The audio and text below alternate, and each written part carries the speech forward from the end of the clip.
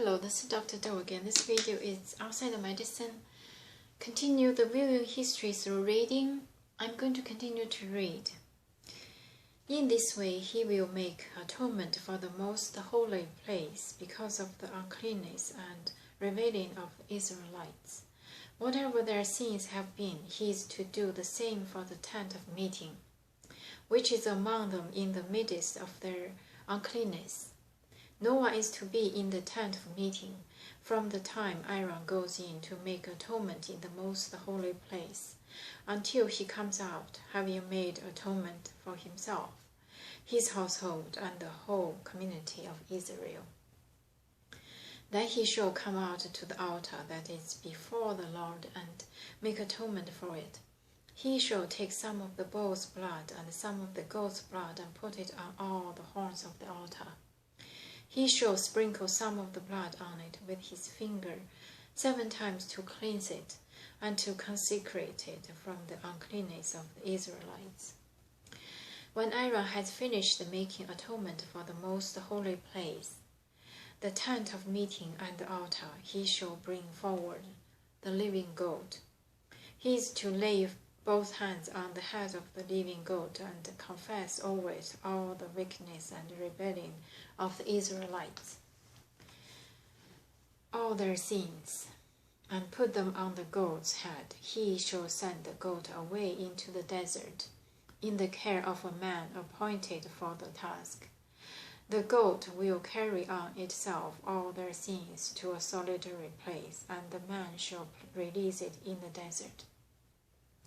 Then Aaron is to go into the tent of meeting and take off the linen garments he put on before he entered the most holy place, and he is to leave them there. He shall bathe himself with water in a holy place and put on his regular garments. Then he shall come out and sacrifice the burnt offering for himself and the burnt offering for people, to make atonement for himself and for the people. He shall also burn the fat of the sin offering on the altar. The man who releases the goat as a scapegoat must wash his clothes and bathe himself with water. Afterward he may come into the camp. The bull and the goat for the sin offerings, whose blood was brought into the most holy place to make atonement, must be taken outside the camp. Their hides, fresh and awful, are to be burned up. The man who burned them must wash his clothes and bathe himself with water. Afterward he may come into the camp.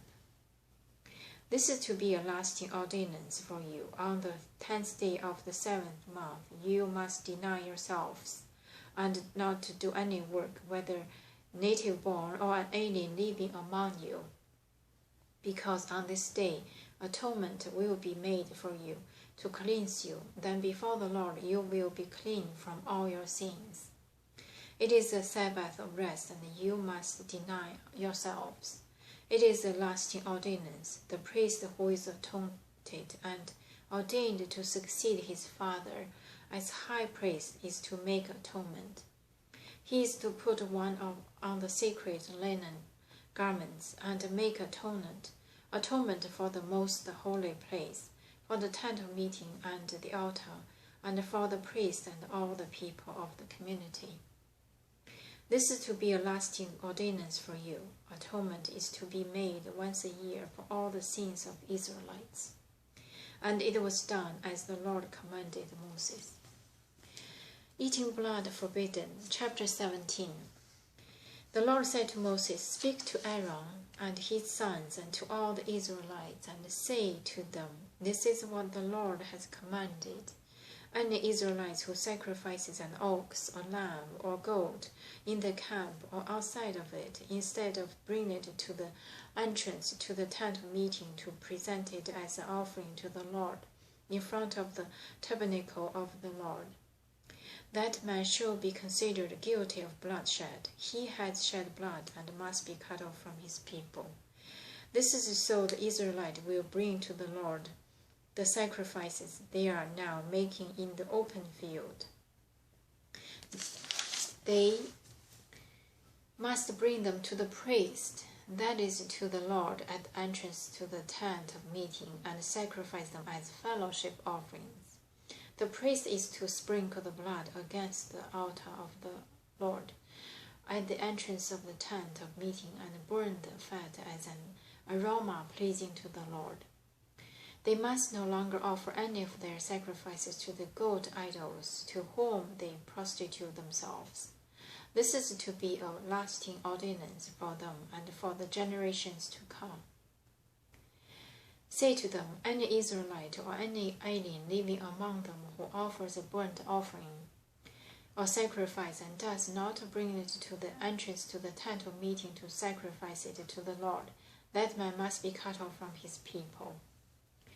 Any Israelite or any alien living among them who eats any blood, I will set my face against that person who eats blood and will cut him off from his people.